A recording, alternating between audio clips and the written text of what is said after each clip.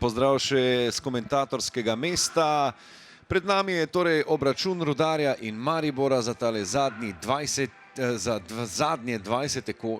kolo v jesenskem delu prvenstva. Nekaj zanimivega je danes v zraku v nogometnem smislu.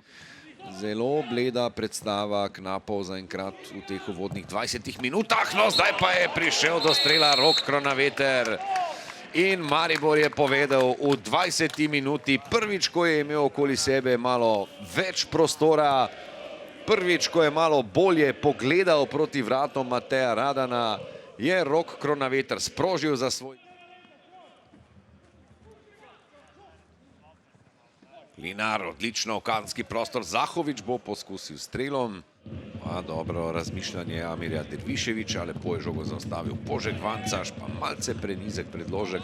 Radan ni najbolj gotov v tej situaciji, no, in to je bila priložnost za Maribor.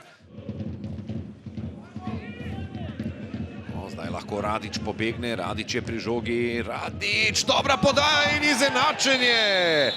Na začetku zadnje minute prvega polčasa je Borna Petrović postavil izid 1-1. Lapsus v obrambi mariborskih nogometašev in Borna Petrović je strelec za 1-1, njegov tretji zadetek v sezoni. Bližnji vratnici, še eno priložnost bo imel Rok Kronaveter, dobro preigravanje, še vedno Kronaveter preigrava v kazenskem prostoru, uspel bo tudi podati, Radan je tam podstavil roko, bilo je kar precej gneče v kazenskem prostoru.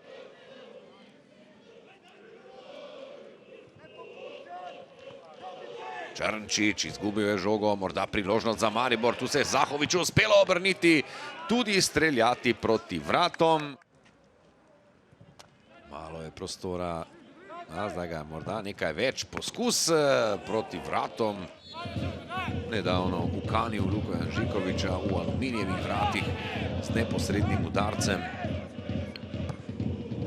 Enkrat dobra podaja, to je bila priložnost.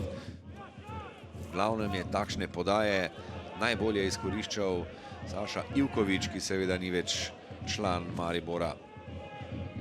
Še en predložek v kazenski prostor in tu se seveda odpirajo priložnosti tudi za Rudar, za kakšen hiter protinapad, kjer bo zadaj nekaj več prostora. Kotnik je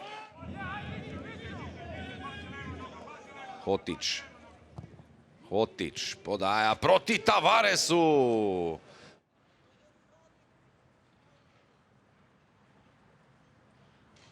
Apsolutno. Meni je samo žao što nam treba jedno 15-20 minuta da uđemo u igru, u naše i taktičke zadeve koje u biti smo stavili.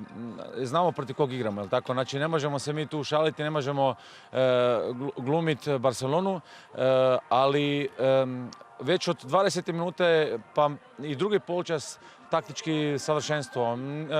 Oni nisu imali jednostavno rješenja u drugom poluvremenu i mislim da smo konačno zaslužili bod nakon svih ovih utakmica, nakon svih ovih patnje što smo imali ovih 4 kola od kad sam ja tu.